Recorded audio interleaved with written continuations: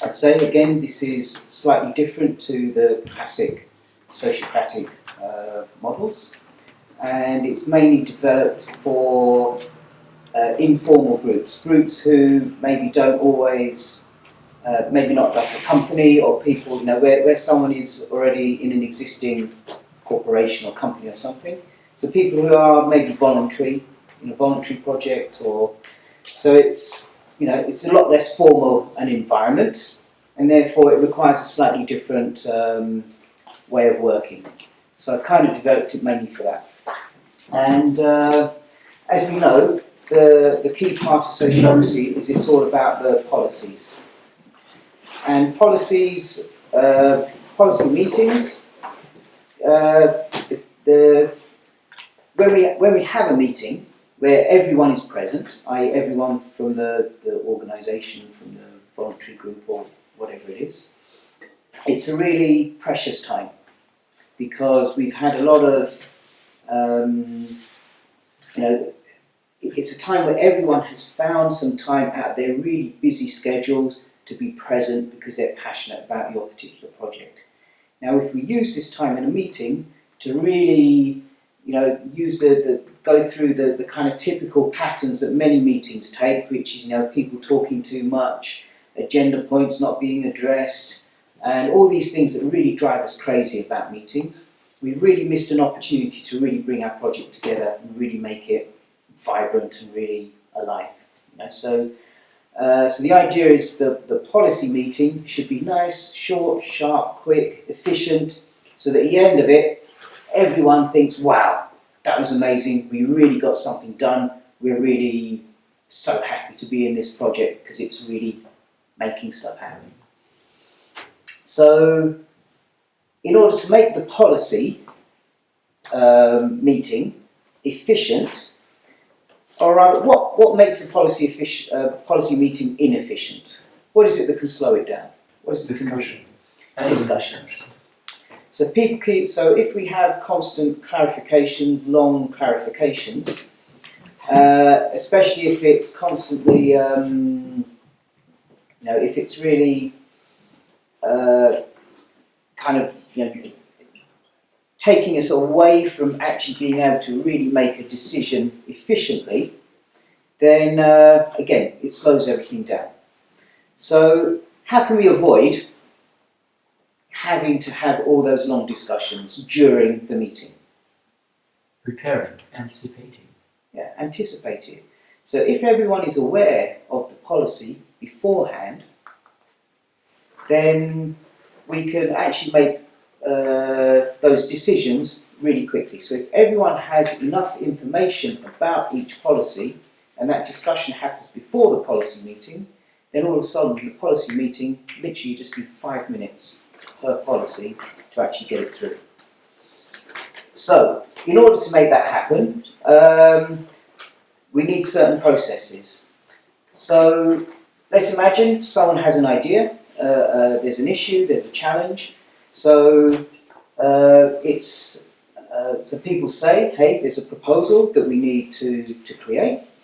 So what we do is we kind of create a temporary group of people who are interested in solving that problem, and they essentially create a working group which has a proposal forming meeting.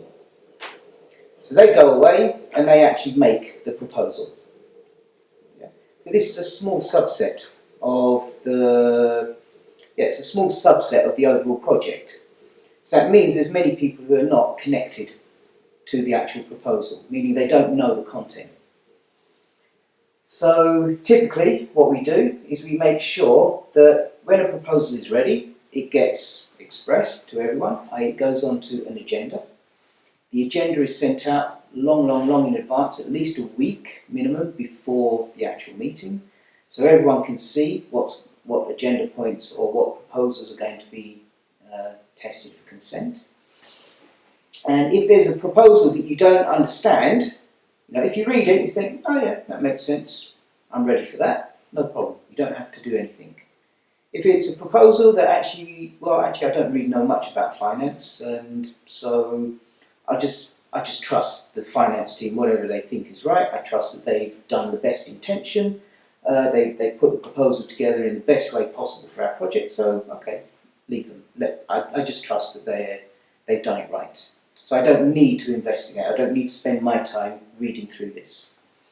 But if there's a proposal that you don't understand, that actually does impact you, and you really want to understand it, then you need to somehow get some clarification about the proposal from the people who created it. So in which case you have a proposal clarification meeting.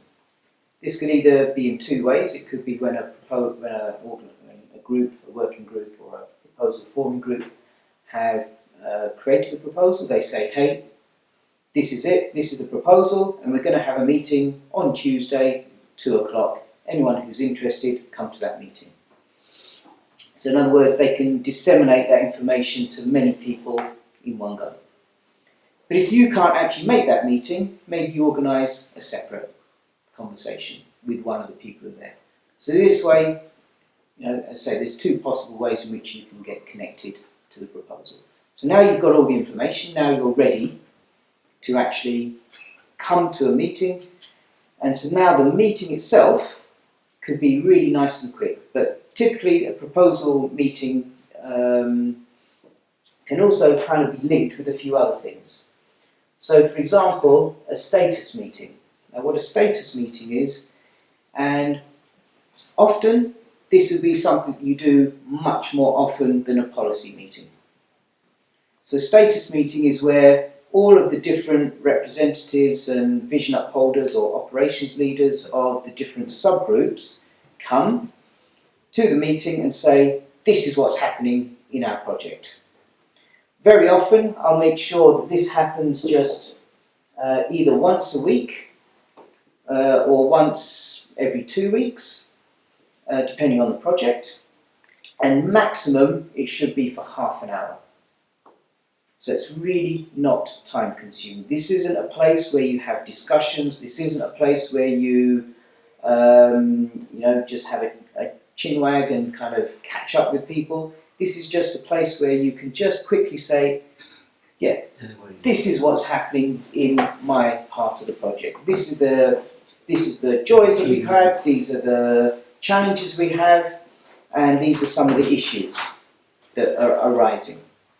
So perhaps from there could come a potential, like a new policy. So you say, as part of the IT team, for example, oh, we're having a challenge with this particular thing and we need some help with X, Y, Z. We need to create a proposal around that. So that's a status meeting. So it's quite conceivable that so say that happens very often, maybe once a week, once every 2 weeks. So it's quite possible that that half an hour meeting could even be put at the beginning of your policy meeting. Okay? So at the beginning of your policy meeting, you just have a quick status, and you kind of, you have a quick status meeting so everyone's aware of what's going on in the overall project. Then you have the actual policy part of the meeting. So another type of meeting is operations, and this is really important to be able to distinguish the difference between operations and policy. So what is an operational? What is operations as opposed to policy? What might an operational meeting be about as opposed to a policy meeting? It's more about day-to-day life of the project, or Yeah, it's day-to-day decisions. So who's going to go and pick the carrots today? Who's going to clean the bathroom? Whose turn is it to day-to-day operational? So if you're organising an event, for example, it could be things pertaining to the event. All right. So today we need to work out what venue we're going to use. How much is going to cost to do this? How much to do that? These are not policies. These are operational. This is delivering the actual product, the actual project. So an operations meeting may or may not use Sociocratic processes. It's your choice. It's not compulsory that they use Sociocratic consent decision making. But if it's useful, you do it. Does that make sense? So if it's useful to you, but if it's a hindrance to you, then, so for example, I've seen some people when they're putting like, I know, articles and things together, trying to sociocratically make a decision, should the full stop go there or should it go there? Should it be a comma? Should it be this? Come on, that's overkill. Yeah. In that case, the sociocratic, decision making is actually more of a hindrance than a benefit. So, yeah, in operations, you need to decide whether to use sociocratic consent decision making or not. But it's very clear there's a big difference between operations and policy. So other meetings that you might have in your project, very often in these kind of distributed projects where you have people all over the world who are doing, who are hardly ever meeting face to face. It's nice to kind of get to know people. When you do have that chance to spend 4 or 5 days together, it's really amazing, really great. But what about in between? It's nice to kind of socialise. Okay, so quite often what we do is we have also like social meetings. So again, it's your choice if you want to go to this, if that's something that drives you, that you want to know more about the other people and just socialise. But again, I would recommend that's no more than half an hour or something. So it doesn't feel like it's a long meeting, it's a big meeting or something. And that's completely up to you as to how you organise that, what you do in it, how you make it happen. But this is a chance for people to connect with each other. So it's not mandatory, but it's something nice. And you can obviously decide what you do in those meetings. How is it that you express yourself, etc. We also have like heart and soul meetings. This is where it can be used in 2 ways. Either a much deeper process for you to really get to know each other and really get to express yourself. Or it could be more of if there's some kind of a conflict and some way to kind of start looking at and exploring that conflict and how to start resolving it. So that's the kind of heart and soul. So that happens as and when it's necessary, or it could even be, for example, plugged onto the end of like a social meeting where if those who want to go a little bit deeper could go a little bit deeper in that way.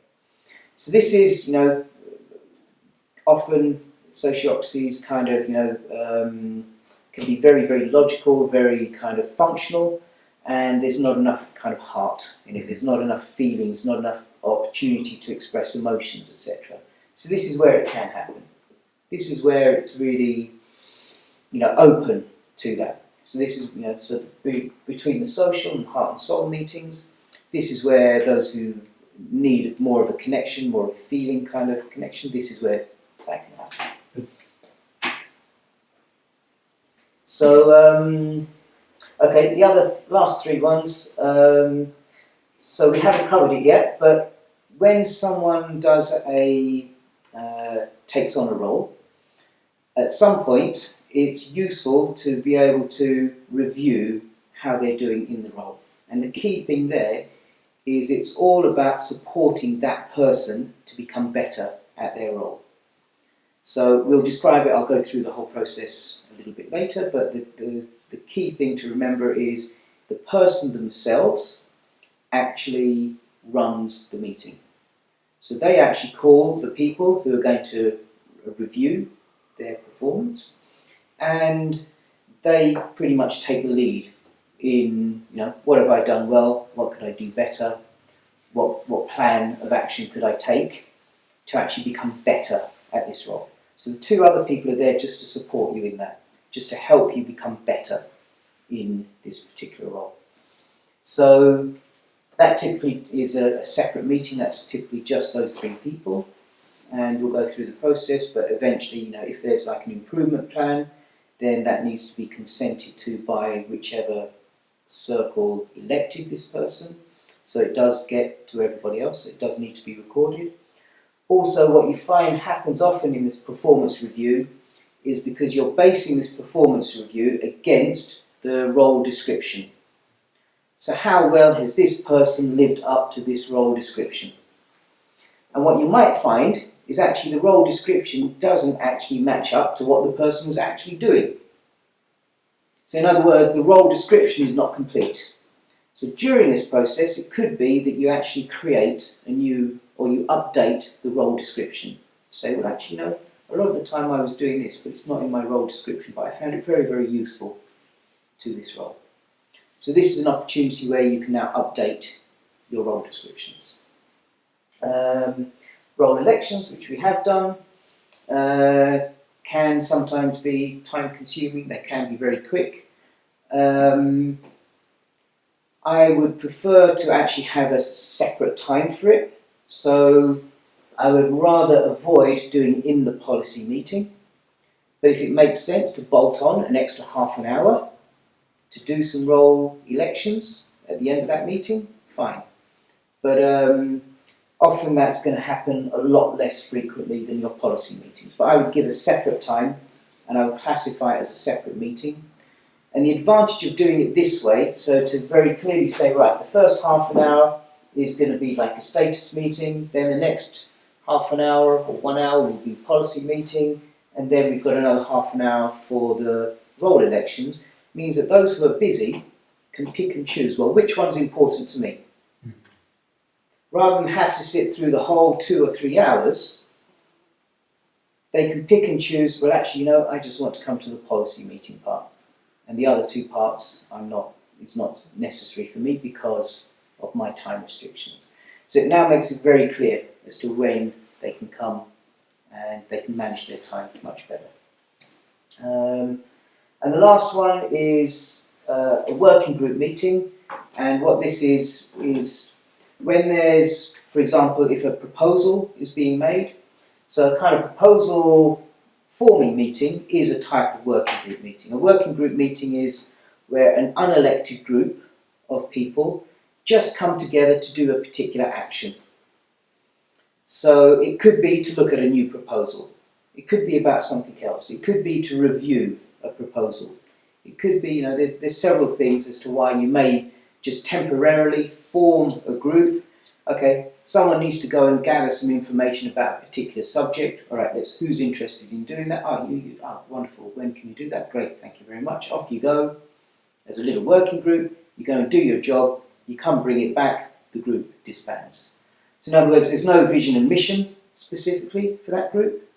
But there's a nice, clear, simple task that group needs to do. Off they go, do it, bring it back to the group disbands. So that's a working group. It's a kind of a very temporary circle. So these are the kinds of meetings that I have. As I say, it's designed mainly for groups which are working in a distributed kind of environment. You know, people in different countries, working even in different time zones, where you don't necessarily always have an opportunity to meet each other, and where we recognise that most of us are very busy, and we don't have time to all be at each meeting, at every single meeting. So each one is designed that you just come to the one that you're most passionate about, the one that really has meaning for you and that you have time for. So if you don't have time, you may be passionate about something but you don't have time for it, okay, you can't go. But if you have the time, if you have the passion, you pick and choose which meeting to go to. So these are the different styles of meeting.